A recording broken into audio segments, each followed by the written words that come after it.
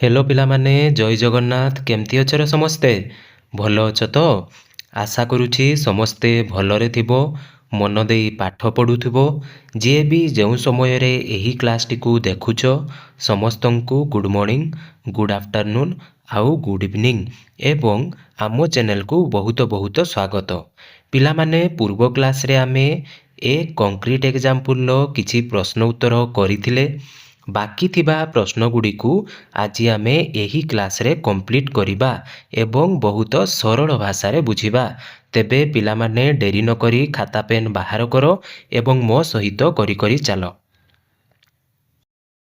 Read the given extract and answer the question that follow एही कविता रे दिया जाइथिबा अंश को पढ़ो एवं तळे थिबा प्रश्न गुडीकर उत्तर दियो my next door neighbour Mrs Jones has got a garden full of stone एठारे कविंकर जड़े पड़ोशी जहाँकर ना हेउची मिसेस जोन्स तांकर गोटिए बगीचा अच्छी जहाँकि संपूर्ण रूपे पत्थर रे परिपूर्ण अच्छी ए क्रेजी पाथ गोटिए अंका बंका रास्ता ए लिली पॉन्ड गोटिए पद्मर पोखरी a rockery and just beyond a sundial with a strange device गोटिए बड़ पत्थर गदा एवं तार ठीक पाखरे एक अद्भुत सूर्य घड़ी अच्छी which Mrs Jones think rather nice जोटा कि मिसेस जोन भाबंती एटा बहुत सुंदर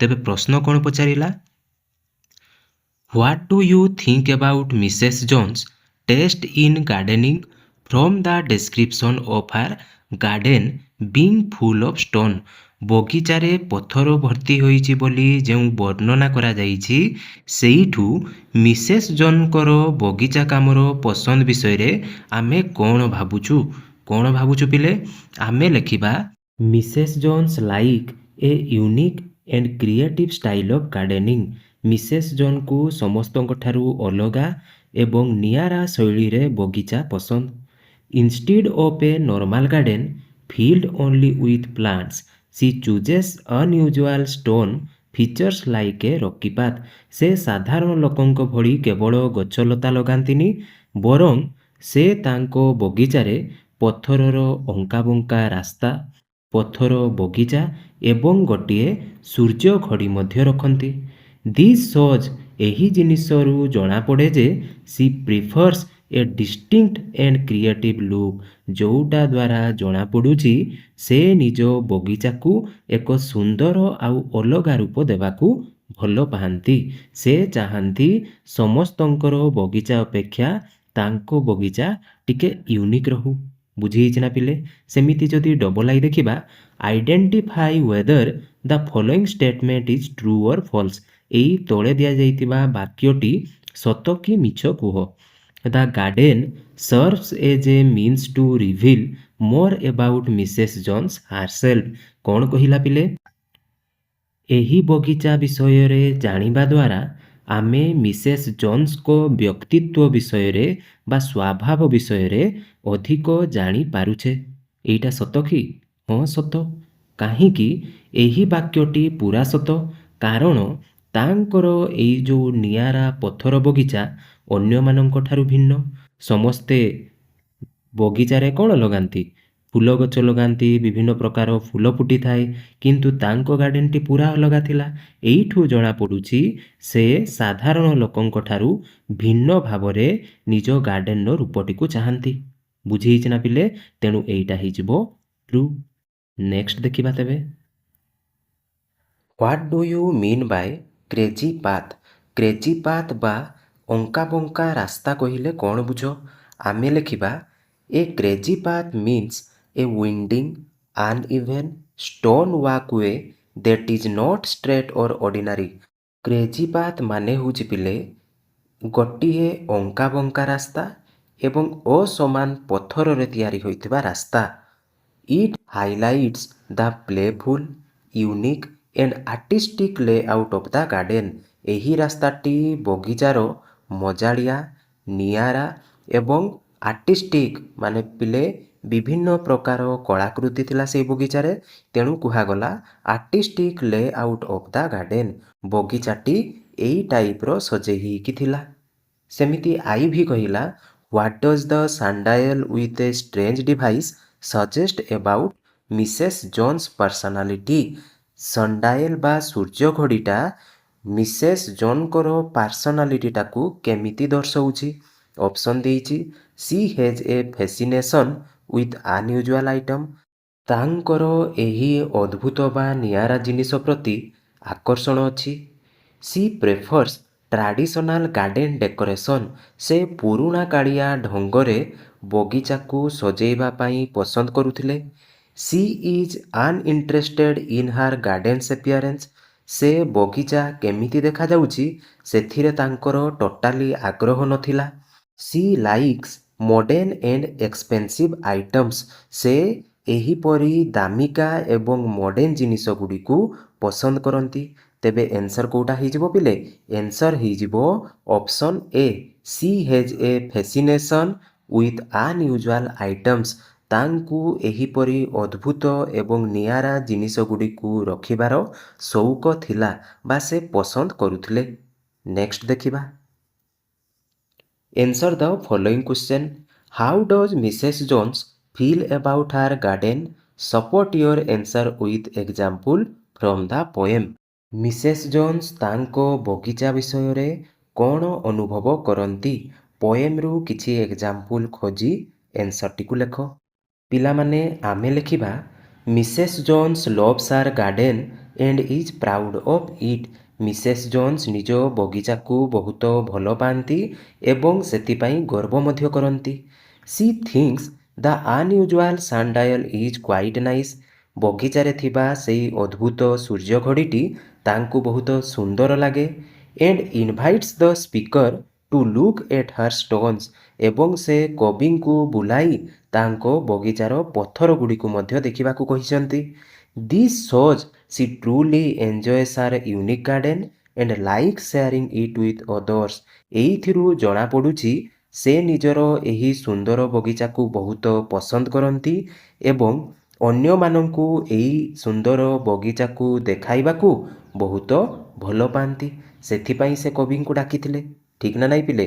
ଏଇଠୁ ଜଣାପଡ଼ୁଛି ମିସେସ୍ ଜୋନ୍ସଙ୍କର ଗାର୍ଡେନ୍ ପ୍ରତି କେମିତି ଅନୁଭୂତି ଅଛି। ସେମିତି 2 ନମ୍ବର ଦେଖିବା। Why do you think the speaker describes the plant as being so small that they could be planted with a pin. ଲେଖକ ବା କବି କାହିଁକି ଗଛଗୁଡ଼ିକୁ ଏତେ ଛୋଟ ବୋଲି କହିଛନ୍ତି ଯେ ସେଗୁଡ଼ିକୁ ଏକ ଆଲପିନ୍ ସାହାଯ୍ୟରେ ଲଗାଯାଇପାରିବ। ଗଛଗୁଡ଼ିକ ବହୁତ ଛୋଟ ଥିଲା ଏବଂ ପଥର ମଝିରେ ବହୁତ କମ୍ ସ୍ଥାନ ଫାଙ୍କା ଥିଲା। ତେଣୁ ସେ ଭାବିଲେ ଏଗୁଡ଼ା ନିହାତି ଭାବରେ ଆଲପିନ୍ ସାହାଯ୍ୟରେ ଲଗାଯାଇଥିବ। ସେ ଏମିତି କାହିଁକି କହିଲେ? ଆମେ ଲେଖିବା, the speaker makes a joke to show how tiny and fragile the plants look next to the big stones. ଲେଖକ ବା କବି ଗୋଟିଏ ମଜା କରିଛନ୍ତି। ବଗିଚାରେ ବଡ଼ ବଡ଼ ପଥର ତୁଳନାରେ ଗଛଗୁଡ଼ିକ ପୁରା ଛୋଟ ଆଉ କୋମଳ ଦେଖାଯାଉଥିଲା, ଫ୍ରାଗାଇଲ୍ ଦେଖାଯାଉଥିଲା। ସେଇଂ ଦ plants need to B put in the ground with a pin is just a Fani way to ସେ ଦେ ଆର୍ ଇନକ୍ରେଡ଼ିବଲି ସ୍ମଲ୍। ଯେହେତୁ ସେ କହିଲେ ଏଇ ଗଛଗୁଡ଼ିକ ବହୁତ ଛୋଟ, ତାକୁ ହାତରେ ନୁହେଁ ବରଂ ଗୋଟିଏ ଛୋଟ ପିନ୍ ସାହାଯ୍ୟରେ ମାଟିରେ ପୋତା ଯାଇପାରିବ। ଠିକ୍ ନା ନାହିଁ? ଏହା ଗଛର ଛୋଟ ଆକାରକୁ ବୁଝାଯାଉଛି ଏବଂ ମିସେସ୍ ଜୋନ୍ ସେଗୁଡ଼ିକୁ ନିହାତି ଭାବରେ ବହୁତ ଯତ୍ନର ସହିତ ଲଗେଇଥିବେ। But it also highlights how carefully Mrs Jones look after them. ସେ କେତେ ଯତ୍ନର ସହିତ ସେଗୁଡ଼ିକୁ ଦେଖାଶୁଣା କରୁଥିବେ ବା ଛୋଟରୁ ବଡ଼ କରୁଥିବେ। ବୁଝି ହେଇଛି ପିଲେ? ନେକ୍ସଟ ଦେଖିବା। What do we get to know about Mrs Jones based on her gardening style and her interaction with the speaker. Mrs ଜୋନ୍ସଙ୍କର ଗାର୍ଡେନିଂ ଷ୍ଟାଇଲ୍ ବା ବଗିଚା ତିଆରି କରିବାର ଶୈଳୀ and her interaction with the speaker ଏବଂ କବିଙ୍କ ସହ ତାଙ୍କର କଥାବାର୍ତ୍ତାରୁ ଆମେ ତାଙ୍କ ବିଷୟରେ କ'ଣ ଜାଣିବାକୁ ପାଉଛେ? ଆମେ ଲେଖିବା, Mrs Jones seems a bit unusual but she is also excited and kind.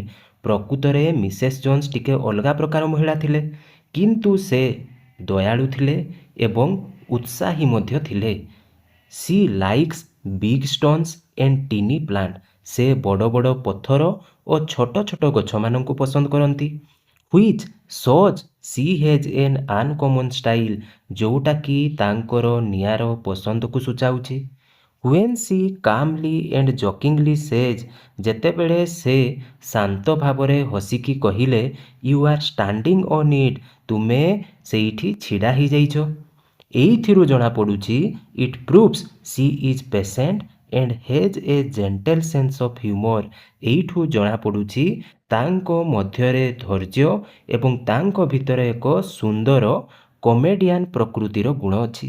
ଠିକ୍ ନା ନାଇଁ ପିଲେ? ବୁଝି ହେଇଛି ତ? ନେକ୍ସଟ ଦେଖିବା। The poem portrays Mrs Jones in a positive light support this statement. ଏହି କବିତାରେ ମିସେସ୍ ଜୋନ୍ସଙ୍କର କ୍ୟାରେକ୍ଟରକୁ ବା ତାଙ୍କର ଚରିତ୍ରକୁ ଭଲ ରୂପରେ ଦେଖାଯାଇଛି। ତାଙ୍କର ଚରିତ୍ରରେ ଗୋଟିଏ ପଜିଟିଭ୍ ଲାଇଟ୍ ଅଛି। ସପୋର୍ଟ ଦିସ୍ ଷ୍ଟେଟମେଣ୍ଟ, ଏହି ସପକ୍ଷରେ ଯୁକ୍ତି ଦର୍ଶାଅ। ଆମେ ଲେଖିବା the poem makes Mrs Jones sim very nice. ପିଲାମାନେ, କବିତାରେ ମିସେସ୍ ଜୋନ୍ସଙ୍କୁ ବହୁତ ଜଣେ ଭଲ ଏବଂ ସ୍ନେହୀ ମହିଳା ଭାବେ ବର୍ଣ୍ଣନା କରାଯାଇଛି। ସିଏ କାମ୍ ଥିଲେ, ଶାନ୍ତ ସ୍ୱଭାବର ଥିଲେ। She is proud of her garden and happy to show it off. ସେ ନିଜ ବଗିଚାକୁ ନେଇ ଟିକେ ଗର୍ବ କରୁଥିଲେ ଏବଂ ଖୁସିରେ ସମସ୍ତଙ୍କୁ ଦେଖାଇବାକୁ ଚାହୁଁଥିଲେ, ଟିକେ ଶୋ ଅଫ୍ କରିବା ପାଇଁ ଚାହୁଁଥିଲେ। When the speaker makes a mistake she does not get mad. ଯେତେବେଳେ କବିଙ୍କ ଦ୍ୱାରା ଟିକେ ଭୁଲ ହେଇଗଲା, ସେ ଅଜାଣତରେ ଗଛଟିକୁ ମାଡ଼ି ଦେଇଥିଲେ, ତାର ପ୍ରତିବଦଳରେ ମିସେସ୍ ଜୋନ୍ସ ନ ରାଗିକି କାମଲି ହ୍ୟାଣ୍ଡେଲ୍ କଲେ। Instead she answer with kindness and humour making her feel warm and friendly. ଲେଖକଙ୍କୁ ବା କବିଙ୍କୁ ସେ ଜମାରୁ ରାଗିଲେ ନାହିଁ। ସେ ବହୁତ ଦୟା ଆଉ ମଜାଳିଆ ଢଙ୍ଗରେ ତାର ଉତ୍ତର ଦେଇଥିଲେ। କ'ଣ ଦେଇଥିଲେ ପିଲେ? ଆପଣ ତା ଉପରେ ଗୋଡ଼ ରଖିଦେଇଛନ୍ତି, ଏମିତି କହିଥିଲେ, ଯାହା ତାଙ୍କର ଫ୍ରେଣ୍ଡଲି ନେଚରକୁ ଦର୍ଶାଉଛି। ଫ୍ରେଣ୍ଡଲି ନେଚରକୁ ଦର୍ଶାଇବା ସହିତ ମିସେସ୍ ଜୋନ୍ ପ୍ରକୃତରେ କେତେ ସରଳ ସ୍ୱଭାବର ଲୋକ ବା ସରଳ ସ୍ୱଭାବର ମହିଳା ସେଇଟା ଦର୍ଶାଉଛି। ବୁଝି ହେଇଛି ନା ପିଲେ? 5 ନମ୍ବର କହିଲା what does the poem tell us about the way people think differently about the world around them. ଆମ ଚାରିପାଖର ଦୁନିଆକୁ ନେଇ ଅଲଗା ଅଲଗା ଲୋକଙ୍କ କେମିତି ଅଲଗା ଅଲଗା ଚିନ୍ତାଧାରା ଅଛି, ସେ ବିଷୟରେ ଏହି କବିତା ଆମକୁ କ'ଣ ଶିକ୍ଷା ଦେଉଛି? ଆମେ ଲେଖିବା the poem shows that different people can look at the exact same thing and see it differently. ଏହି ପ୍ରଶ୍ନଟି ଆମକୁ ଗୋଟିଏ ବଡ଼ ଶିକ୍ଷା ଦେଉଛି। ଏହା ଦେଖାଉଛି ଯେ ଗୋଟିଏ ଜିନିଷକୁ ଦେଖି ଦୁଇ ଜଣ ଲୋକ କେମିତି ଅଲଗା ଅଲଗା କଥା ଚିନ୍ତା କରିପାରନ୍ତି। ଯେମିତି Mrs Jones loves her tiny plants and stone, but at first the speaker thinks the garden is not important. ଯେମିତି ପ୍ରଥମେ ମିସେସ୍ ଜୋନ୍ସ ନିଜ ବଗିଚାର ଛୋଟ ଗଛ ଆଉ ପଥର ଗୁଡ଼ିକୁ ଭଲ ପାଉଥିଲେ ଏବଂ ତାହା ତାଙ୍କ ପାଇଁ ଖାସ୍ ଥିଲା, କିନ୍ତୁ କବି ଯେତେବେଳେ ପ୍ରଥମେ ଦେଖିଲେ, ତାଙ୍କୁ ଏହା ଏକ ସାଧାରଣ ଆଉ ଗୁରୁତ୍ୱହୀନ ଜିନିଷ ପରି ଲାଗିଲା। This difference shows how our own likes and opinions change the way we see thing. ଏଇଥିରୁ ଜଣାପଡ଼େ ଯେ ଆମ ନିଜର ପସନ୍ଦ ଏବଂ ଭାବନା ହିଁ ଦୁନିଆର ଜିନିଷଗୁଡ଼ିକୁ ଦେଖିବାର ଦୃଷ୍ଟିକୋଣ ବଦଳାଇ ଦେଇଥାଏ। ବୁଝି ହେଇଛି ପିଲେ? ନେକ୍ସଟ ଦେଖିବା। ଏଇଠି କହୁଛି ପିଲେ, ଯେଉଁ ଶବ୍ଦ ତଳେ ଆଣ୍ଡରଲାଇନ୍ କରାଯାଇଛି, ବନ୍ଧନୀ ମଧ୍ୟରୁ କେଉଁ ଶବ୍ଦ ସହିତ ତାର ଅର୍ଥ ସମାନ ହେବ। ଯେମିତି ଷ୍ଟ୍ରେଞ୍ଜ ମାନେ ହେଉଛି ଅଦ୍ଭୁତ, ପିକ୍ୟୁଲିଆର ମାନେ ହେଉଛି ଅଦ୍ଭୁତ। ବାକି ଥିବା ମାନେ ଗୁଡ଼ିକ ମୁଁ ସ୍କ୍ରିନରେ ଶୋ କରିଦେଉଛି, ସେଇଠୁ ତୁମେ ଜାଣିପାରିବ। 2 ନମ୍ବର ସେମିତି ନାଇସ୍। ନାଇସ୍ ମାନେ ପିଲେ କ'ଣ?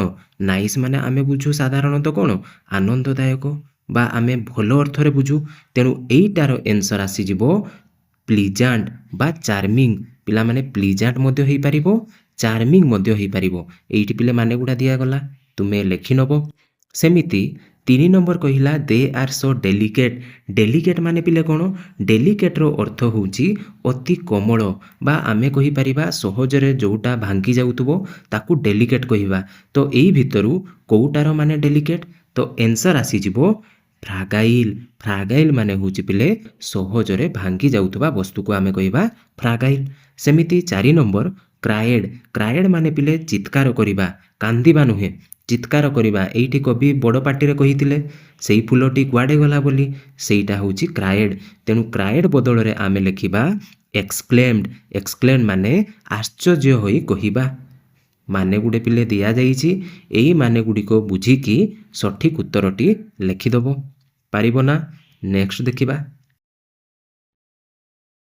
ଏହି ପ୍ରଶ୍ନଟି କହିଲା ପିଲେ କଲମ 1ରେ କିଛି ଇନଷ୍ଟ୍ରୁମେଣ୍ଟସର ନାଁ ଦିଆଯାଇଛି ବା ଯନ୍ତ୍ରଗୁଡ଼ିକର ନାଁ ଦିଆଯାଇଛି ଏବଂ କଲମ 2ରେ ସେଇ ଯନ୍ତ୍ରଗୁଡ଼ିକର ଡେଫିନେସନ୍ ଦିଆଯାଇଛି, କିନ୍ତୁ ଓଲଟା ପାଲଟା ଅଛି। ଆମେ ମ୍ୟାଚ୍ କରିବା ଏବଂ କଲମ 3ରେ ସେଇଗୁଡ଼ିକର ଏକ୍ଜାମ୍ପଲ୍ ଗୁଡ଼ିକ ଦେଇଛି। ଯେମିତି ପ୍ରଥମେ କହିଲା ଇମ୍ପ୍ଲିମେଣ୍ଟ। ଏହାର ଅର୍ଥ ହେଉଛି ପିଲେ ହାତ ହତିଆର ବା ଉପକରଣ, ଯେମିତି ସ୍ପେଡ୍, ନାଇଫ୍, ଏଇଗୁଡ଼ା ହେଉଛି ହାତ ହତିଆର। ଏବଂ କହିଛି ସେ ଏଡ୍ ମୋର୍ ଏକ୍ଜାମ୍ପଲ୍ ଇନ୍ କଲମ 3। କଲମ 3ରେ ଆହୁରି ଏକ୍ଜାମ୍ପଲ୍ ଲେଖ। ତେବେ ପ୍ରଥମେ ଆମେ ଇମ୍ପ୍ଲିମେଣ୍ଟର ଡେଫିନେସନ୍ ଦେଖିବା। ଇମ୍ପ୍ଲିମେଣ୍ଟର ଡେଫିନେସନ୍ ହେଉଛି ପିଲେ something that works on being moved by hand. ଯେଉଁ ଜିନିଷଗୁଡ଼ିକୁ ଆମେ ହାତ ସାହାଯ୍ୟରେ ଏପଟ ସେପଟ କରି ବ୍ୟବହାର କରୁ, ଯେମିତିକି କୋଦାଳ, ଛୁରୀ, ଆଉ କ'ଣ ହେଇପାରିବ ସିଜର, ସ୍କ୍ରୁଡ୍ରାଇଭର, ଏଗୁଡ଼ିକୁ ଆମେ ହାତରେ ବ୍ୟବହାର କରୁ। ସେମିତି 2 ନମ୍ବର ଯଦି ଦେଖିବା, ଟୁଲ୍ ମାନେ ହେଉଛି ପିଲେ ଯନ୍ତ୍ରପାତି। ଯନ୍ତ୍ରପାତିର ଡେଫିନେସନ୍ କ'ଣ ହେବ? Something used Bai hand two make ଅର୍ ରିପେୟାର। ଆମେ କୌଣସି ଜିନିଷ ମରାମତି କରିବା ପାଇଁ ହାତରେ ବ୍ୟବହାର କରୁଥିବା ଜିନିଷ, ଯେମିତିକି ହାମାର, ଏବଂ ଆଉ କ'ଣ ହେଇପାରିବ ସ୍କ୍ରୁଡ୍ରାଇଭର, ରେଞ୍ଚ, ଏଇଗୁଡ଼ିକ ହେବ। 3 ନମ୍ବର କହିଲା ପିଲେ ଇକ୍ୱିପମେଣ୍ଟ। ଇକ୍ୱିପମେଣ୍ଟ ମାନେ ହେଉଛି ସାମଗ୍ରୀ। ତେବେ 3 ନମ୍ବର ଡେଫିନେସନ୍ କ'ଣ ହେବ? 3 ନମ୍ବର ଡେଫିନେସନ୍ ହେଇଯିବ a set of necessary items for a particular purpose. କୌଣସି ଏକ ନିର୍ଦ୍ଦିଷ୍ଟ କିମ୍ବା ଖେଳ ପାଇଁ ଆବଶ୍ୟକ ହେଉଥିବା ଜିନିଷପତ୍ରର ସମାହାର, ଯେମିତିକି cricket bat, helmet, batting gloves, lab equipment, gym machines, ଏଇଗୁଡ଼ିକ ହେଇପାରିବ। 4 ନମ୍ବର କହିଲା ପିଲେ ଏପ୍ଲାଏନ୍ସ। ଏପ୍ଲାଏନ୍ସ ମାନେ ପୁଣି କ'ଣ? ଏପ୍ଲାଏନ୍ସ ମାନେ ହେଉଛି ଘରେ ବୈଦ୍ୟୁତିକ ସରଞ୍ଜାମ ଯେଉଁଗୁଡ଼ିକ ଥାଏ ବା ଘରୋଇ ବୈଦ୍ୟୁତିକ ଉପକରଣ, ସେଗୁଡ଼ିକୁ ଏପ୍ଲାଏନ୍ସ ବୋଲି କହିବା। ତେବେ କେଉଁଠି ହେବ? ହେଇଯିବ something that is electrical and is use to do work in the house, ଯେମିତିକି refrigerator, washing machine, microwave. 5 number କହିଲା ଗେଜେଟ୍। ଗେଜେଟ୍ ମାନେ ହେଉଛି ପିଲେ ଆଧୁନିକ ଯନ୍ତ୍ରଗୁଡ଼ିକୁ ଆମେ କହିବା ଗେଜେଟ୍, ଯେଉଁଗୁଡ଼ା ମଡ଼ର୍ଣ୍ଣ ଇକ୍ୱିପମେଣ୍ଟ। ତେବେ କେଉଁଟା ବାକି ରହିଲା? Double I. Something small that is mechanical or electronic. ଅତି ଆଧୁନିକ ଛୋଟ ଛୋଟ ଯନ୍ତ୍ରପାତି, ଯେମିତି mobile phone, laptop, smart watch, calculator, drone, etcetera, ଏଇଗୁଡ଼ିକ ହେଇପାରିବ। ବୁଝି ହେଇଛି ନା ପିଲେ? ନେକ୍ସଟ ଦେଖିବା। ତେବେ ଏଇଠି ପିଲା ଦେଇଛି ନାଇସ୍ ମାନେ ଯେମିତି ହେପି ଫିଲିଂ, ଡାଇସ୍ ମାନେ ହେଉଛି କଟ୍ ଇଣ୍ଟୁ ସ୍ମଲ୍ ପିସେସ୍, ତାକୁ ଆମେ ଡାଇସ୍ ବୋଲି କହିବା। ତେବେ ଗ୍ରେନ୍ ଦ୍ୟାଟ୍ ୱି କୁକ୍, ଆମେ ଯେଉଁ ଫସଲକୁ ରାନ୍ଧୁ ସେଇଟା କ'ଣ କହିବା? ରାଇସ୍। ପ୍ଲୁରାଲ୍ ଅଫ୍ ମାଉସ୍, ମୂଷାର ବହୁବଚନ, ମୂଷାର ବହୁବଚନ ହେଇଯିବ ମାଇସ୍। ବେଡ୍ ହ୍ୟାବିଟ୍, ଖରାପ ଅଭ୍ୟାସକୁ ଆମେ କ'ଣ କହିବା? ଭାଇସ୍। ବୁଝି ହେଇଛି ନା ପିଲେ? ନେକ୍ସଟ ଦେଖିବା। ତେବେ ଏଇଠି ସେମିତି କହିଛି ସଏଲଟାକୁ ଆମେ କହିପାରିବା ଅର୍ଦି ମ୍ୟାଟାର। ଅର୍ଦି ମ୍ୟାଟାର ମାନେ ହେଉଛି ପିଲେ ପୃଥିବୀର କିଛି ଗୋଟେ ଜିନିଷ ବା ଆମେ କହିପାରିବା ମାଟି। ସେମିତି ହିଟ୍ ସମଥିଙ୍ଗ, ଯଦି ଆମେ କୌଣସି ଜିନିଷକୁ ଗରମ କରିବା ତାକୁ କ'ଣ କହିବା? ବଏଲ୍ କହିବା। ୱାର୍କ ଭେରି ହାର୍ଡ଼, ଆମେ ଯଦି କଠିନ ପରିଶ୍ରମ କରିବା ତାକୁ ଟଏଲ୍ କହିବା। Length of wire in a circle, ଯଦି ତାରଗୁଡ଼ିକ ଗଡ଼େଇ ଗଡ଼େଇ ହେଇକି ଥିବ ତାକୁ କହିବା coil. Sheets to wrap food item, ଖାଦ୍ୟ ପଦାର୍ଥ ଗୁଡ଼ିକୁ ଘୋଡ଼େଇବା ପାଇଁ ଯେଉଁଟା ବ୍ୟବହାର କରାଯାଏ ତାକୁ କହୁ ଆମେ ଫଏଲ୍। ଇଜି ଅଛି ନା ପିଲେ? ମଜା ଲାଗୁଛି ତ? ବୁଝି ହେଉଛି ତ? ନେକ୍ସଟ ଦେଖିବା। ତେବେ ପିଲାମାନେ ଏଇଠି ଗୋଟେ ଷ୍ଟୋରି ଦିଆଯାଇଛି, ଯାହାକି ଚଣ୍ଡିଗଡ଼ର ଗୋଟିଏ ରକ୍ ଗାର୍ଡ଼େନ୍ ବିଷୟରେ ଅଛି। ଗୋଟିଏ ଏମିତି ଗାର୍ଡ଼େନ୍ ଯାହାକି ୱେଷ୍ଟ ମେଟେରିଆଲରେ ତିଆରି ହେଇଛି, ବର୍ଜ୍ୟବସ୍ତୁରେ ତିଆରି ହେଇଛି ଏବଂ ଏହି ଗପଟି ପେଜ୍ ନମ୍ବର 47ରେ ଅଛି। ଆମେ ପେଜ୍ ନମ୍ବର 47କୁ ପଢ଼ି ଏଇ ପ୍ରଶ୍ନ ଗୁଡ଼ିକର ଉତ୍ତର ଦେବା। ଏଇଟା ପିଲେ ପେଜ୍ ନମ୍ବର 47 ଦେଖ ତେବେ କ'ଣ କହିଲା। Hello everyone, the rock garden is a spacious open air exhibition. It is a proof of human creativity with waste materials. This garden was created by Nekchand in 1957. This is the reason the garden is also known as Nekchand's Rock Garden. The garden was featured on an Indian postage stamp in 1983 and Nekchand was awarded the Padmashri a year later. ୟା ମାନେ ପିଲେ ଚଣ୍ଡିଗଡ଼ରେ ଥିବା rock garden ହେଉଛି ଏକ ବହୁତ ବଡ଼ ଖୋଲା ଆକାଶ ତଳେ ଥିବା ପ୍ରଦର୍ଶନୀ ବା ଏମିତି ଗୋଟିଏ ସ୍ଥାନ ଯେଉଁଠିକି ବେକାର ଏବଂ ବର୍ଜ୍ୟବସ୍ତୁକୁ ବ୍ୟବହାର କରି ବଢ଼ିଆ ସୁନ୍ଦର ସୁନ୍ଦର ଜିନିଷ ତିଆରି କରିଛି। ବୁଝିହେଲା ପିଲେ? କିଏ ତିଆରି କରିଛନ୍ତି?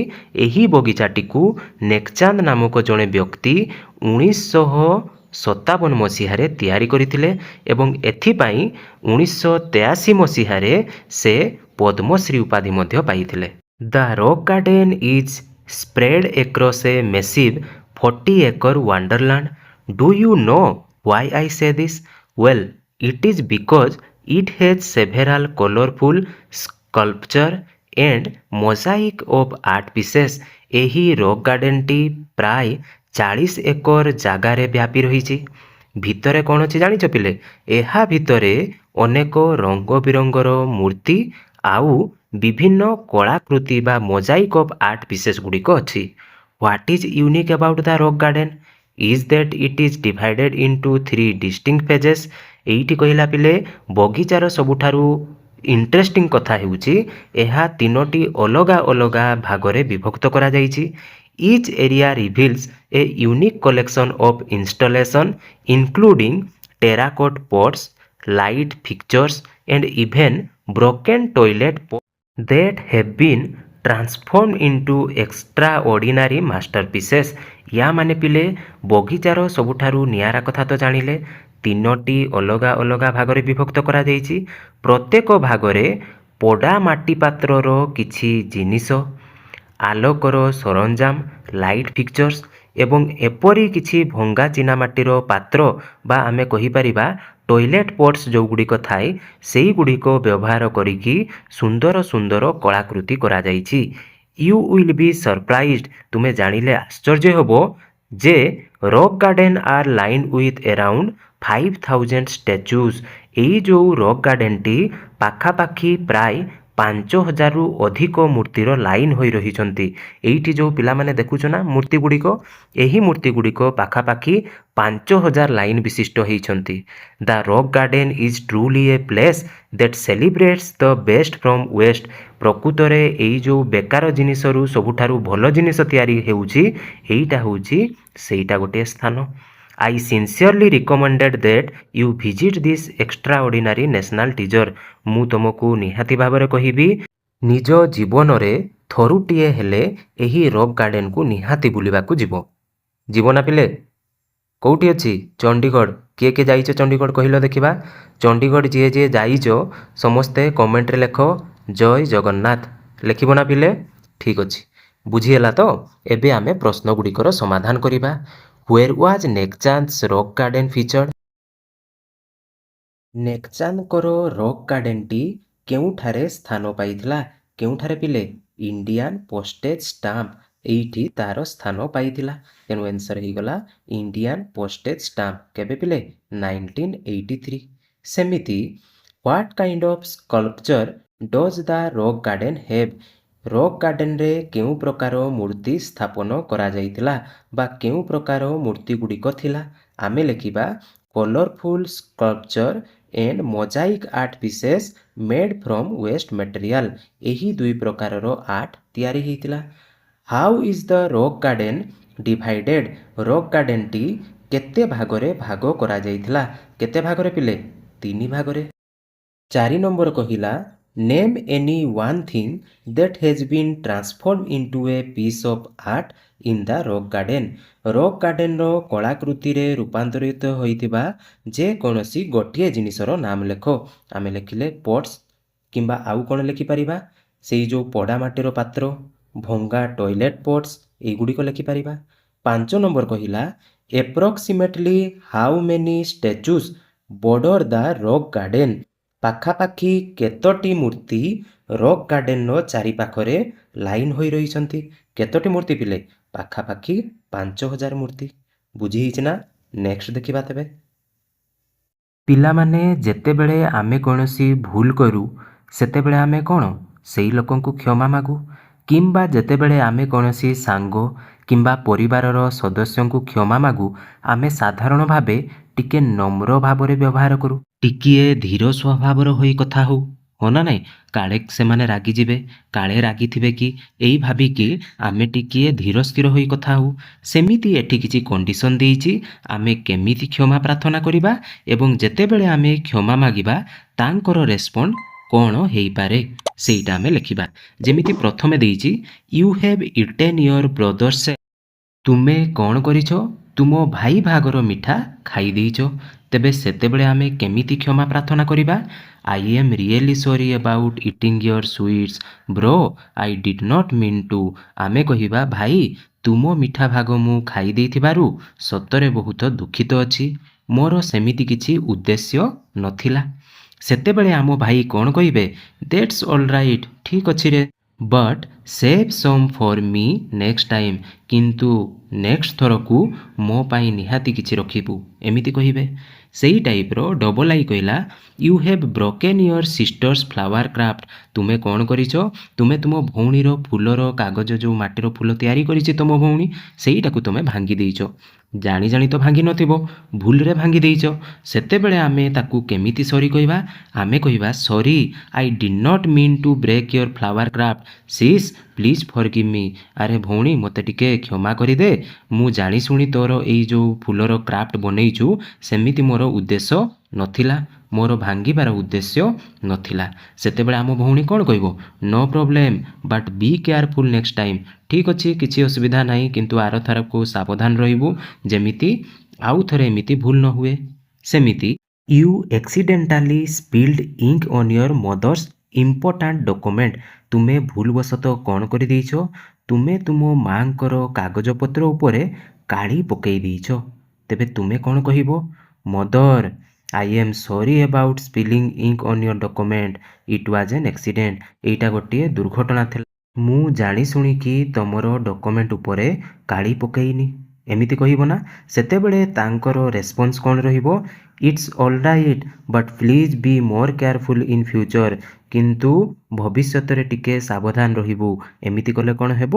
ସେ ତ କିଛି କହିବେନି, କିନ୍ତୁ ଭବିଷ୍ୟତରେ ଯେମିତି ଏହିପରି କିଛି କାମ ନ କରିବା ସେଥିପ୍ରତି ଆମକୁ କହିବେ। ସେମିତି IV ନମ୍ବର କହିଲା you forgot to bring your friend's notebook to the school after borrowing it. ତୁମେ ତୁମ ସାଙ୍ଗ ପାଖରୁ ନୋଟବୁକ୍ ଆଣିଥିଲ କିନ୍ତୁ ସ୍କୁଲକୁ ସେଇଟା ଆଣିବାକୁ ଭୁଲି ଯାଇଛ। ସେତେବେଳେ ତୁମେ କ'ଣ କହିବ? ତୁମେ କହିବ I am really sorry for forgetting your notebook buddy, I will bring it tomorrow.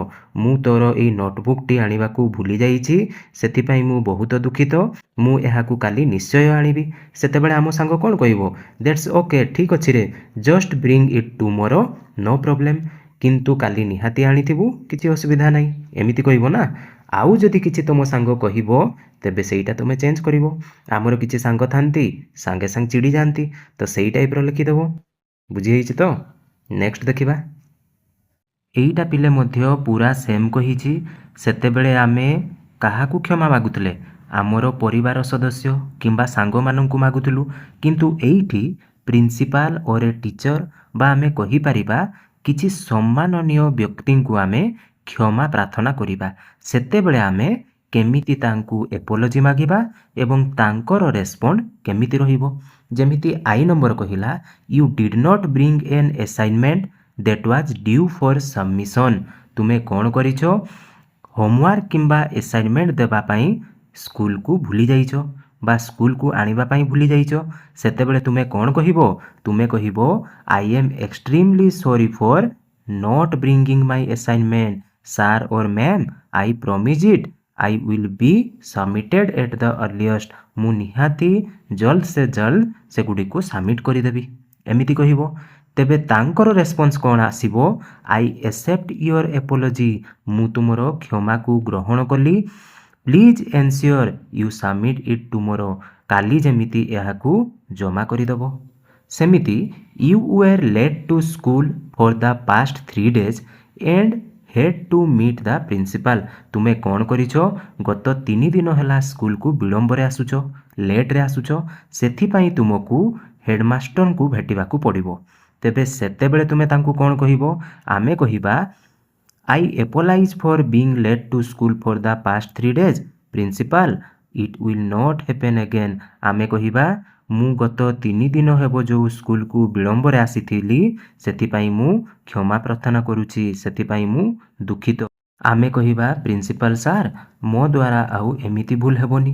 ସେତେବେଳେ ତାଙ୍କର ରେସ୍ପନ୍ସ କ'ଣ ଆସିବ? ଥ୍ୟାଙ୍କ ୟୁ ଫର୍ ଟେଲିଂ ମି। ତୁମେ ଯେହେତୁ ମୋତେ ଜଣେଇଲ ବା କହିଲ, ଭୁଲକୁ ମାନିଲ, ସେଥିପାଇଁ ଭଲ। Please be punctual in future. ଯେମିତି ଭବିଷ୍ୟତରେ ସମୟାନୁବର୍ତ୍ତିତା ରହିବ ବା ଠିକ୍ ସମୟରେ ଠିକ୍ କାମ କରିବ, ସେଥିପ୍ରତି ଧ୍ୟାନ ଦେବ। ଏମିତି କହିବେ ସେ। ସେମିତି ତ୍ରିପୁଲାଇ କ'ଣ କହିଲା? You did not submit your project work and were asked to explain. You may use the phrases given below. ସେ କହିଲା କ'ଣ? ତୁମେ ତୁମର ପ୍ରୋଜେକ୍ଟ କାମ ଜମା କରିନାହଁ, ଆଉ ତୁମେ ତୁମ ଟିଚରଙ୍କୁ ନ ସବମିଟ୍ କରିବାର ରିଜନଟାକୁ କହିବ। ତୁମେ କ'ଣ କହିବ? ଆମେ କହିବା I regret not submitting my project work, sir or ma'am, I will complete and submit it by the end of this week. ଏଇ ସପ୍ତାହ ପୂର୍ବରୁ ମୁଁ ଏଇ ମୋର ପ୍ରୋଜେକ୍ଟ ୱାର୍କକୁ କମ୍ପ୍ଲିଟ୍ କରି ସବମିଟ୍ କରିଦେବି। ତାଙ୍କର ରେସ୍ପନ୍ସ କ'ଣ ରହିବ? I appreciate your explanation, please meet the deadline. ମୁଁ ତୁମର ଏଇ ଯେଉଁ କାରଣ ଦର୍ଶାଇଲ, ତାକୁ ଗ୍ରହଣ କରୁଛି। ତୁମେ କ'ଣ କରିବ? ଦୟାକରି ସମୟ ସୀମା ଭିତରେ ତାକୁ ଶେଷ କରିବ। ବୁଝିହେଲା ପିଲେ? ତେବେ ପିଲାମାନେ, ଆଶା କରୁଛି ଆଜିର ଏହି ଭିଡ଼ିଓଟି ତୁମମାନଙ୍କ ପାଇଁ ବହୁତ ସହାୟକ ହୋଇଥିବ ଏବଂ ବିଷୟଟିକୁ ତୁମେମାନେ ଅତି ସହଜରେ ବୁଝିପାରିଥିବ। ପିଲାମାନେ, ତୁମମାନଙ୍କ ପାଖରୁ ମୁଁ ଗୋଟିଏ ଜିନିଷ ହିଁ ଚାହେଁ। ଯଦି ଭିଡ଼ିଓଟି ପସନ୍ଦ ଆସିଲା, ଏବେ ହିଁ ଭିଡ଼ିଓକୁ ଗୋଟିଏ ଲାଇକ୍ କରି ସୁନ୍ଦର କମେଣ୍ଟଟିଏ କରିଦେବ ଏବଂ ଚ୍ୟାନେଲକୁ ଯଦି ନୂଆ କରି ଆସିଛ, ଏବେ ହିଁ ସବସ୍କ୍ରାଇବ୍ କରିନିଅ। ପିଲାମାନେ, ଆଜି ପାଇଁ ଏତିକି ଥାଉ। ପୁଣି ଦେଖା ହେବ ଏକ ନୂଆ କ୍ଲାସ୍ରେ। ସେତିକି ଯାଇ ବିଦାୟ ଦିଅ। ରହୁଛି ପିଲେ। ଜୟ ଜଗନ୍ନାଥ।